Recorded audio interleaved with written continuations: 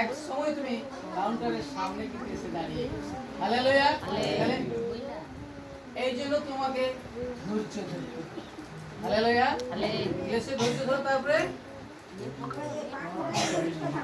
এইবারে কি হচ্ছে প্রার্থনায়, কারণ তোমার দুঃখের সময় জাকব পুস্তক বলে যদি কেউ দুঃখে কষ্টে আছে তাহলে সে প্রার্থনা করবে। তাই ক্লেশ মানে কষ্টের সময় প্রার্থনায় কি থাকো, নির্দিষ্ট থাকো, সবসময় তুমি প্রার্থনার সঙ্গে লেগে থাকো, কাজ করছো তুমি প্রার্থনার মধ্যে থাকো।